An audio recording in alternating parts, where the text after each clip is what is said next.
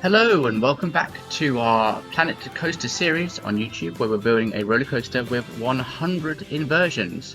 Today is episode 2, and therefore we're going to be adding our second inversion. So here's what we managed to build last week, and you can see we've got one fully functioning roller coaster with one inversion just after the lift hill, slight invert on the drop down. So let's get straight into it.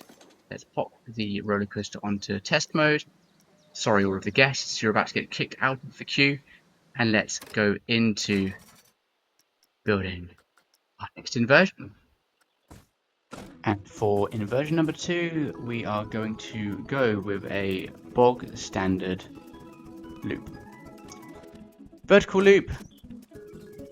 Not entirely sure how I feel about the supports that were on the loop themselves. Maybe at some point down the line I might try and do some custom supports, because Frontier, they are horrendous. But yeah, look, the train makes that round the loop, which is fantastic. So we're just going to bank the coaster around to the left-hand side and connect it back up again to make a full circuit. The footage you're seeing now is in ×8 speed, so hopefully that's not too long for you guys to watch. It probably would have been fairly painful for you to have watched that entire thing of me building in real time, because it took me quite a while. But yep, here we go, smoothing it round a little bit. And there we go, so inversion number 2 is in and in place. We're just going to watch the train travel around the complete track now, banking around to the left hand side. Maybe a small little airtime hill, bank round to the right. Small upwards helix at the end and into the brake run. There we go, that runs quite smoothly, quite a nice pace as well. So let's have a little look at what are they doing there? They've been there that entire time.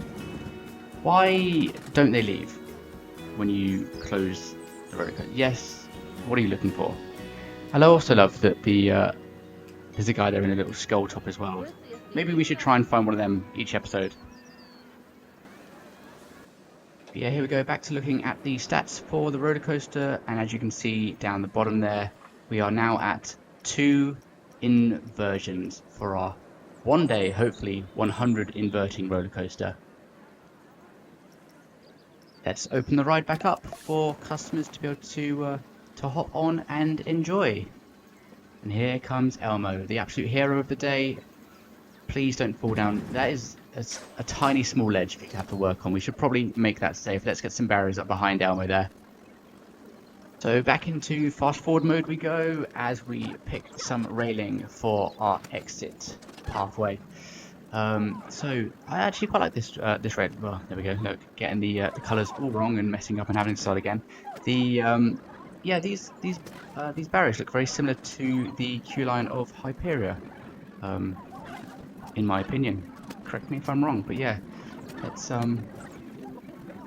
let's watch me not mess this up. I can't say that scenery is what I'm best at, but hopefully over the next 100 episodes we'll see some sort of improvement. But yeah. Let us know what you think below.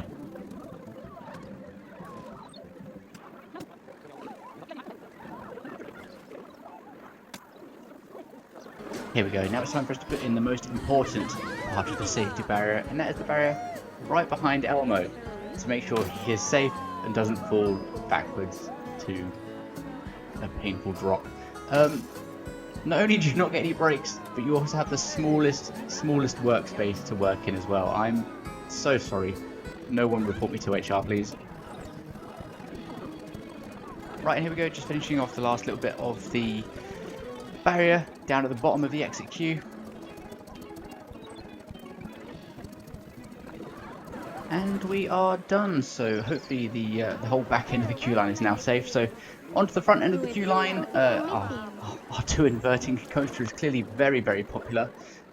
So let's rectify that. Let's add in some extra queue line and fit in some more guests, because let's be honest, there's nothing else for them to do currently in our park except for queue for this roller coaster. And on the topic of our guests, let's have a look at what our guests' sports are currently. So 32 say there is no coaster that matches their tolerance. Wimps, it's fine, get on it. A few more need something fun to do, a few of them need a bit more scenery around the queue line as well. So let's see if we can rectify those things now. Let's give them something fun to do. A little bit of entertainment. Let's plop down King Coaster right in front of the 100 sign. There we go. Look at that strut. Is he entertaining or just literally getting in the way of the guests? Oh no, here we go. Here we go. Oh, they love him. Look at them all crowding around. Let's see if we can get a better angle of King Coaster doing his thing. Perfect. Oh, they loved it. Oh, and he knows they loved it as well. Look at that strut away. And now that our guests are thoroughly entertained, let's have a little look at our scenery rating for our roller coaster. So we're currently at 2%. Clearly you can see where we've added the new railing. It is quite blue, so that is a better scenery score. But we do have a little patch of red. I have no clue what is causing the patch of red. So let's whack down a tree. Shout out to the scaling tool. Love it. 70% tree. Hopefully that will fix that. And hopefully the guests will be slightly happier. There's now more scenery around the queue line as well. And there we go. So that brings us nicely on to the POV of our roller coaster. Thank you very much for watching episode number 2. There is a barrier missing. I will rectify that off screen, so that should be there for episode 3. But yes, if you have enjoyed our episode today, please do remember to like and subscribe. And if you have any suggestions of what inversion you'd like to see in episode 3, please do comment below. Enjoy!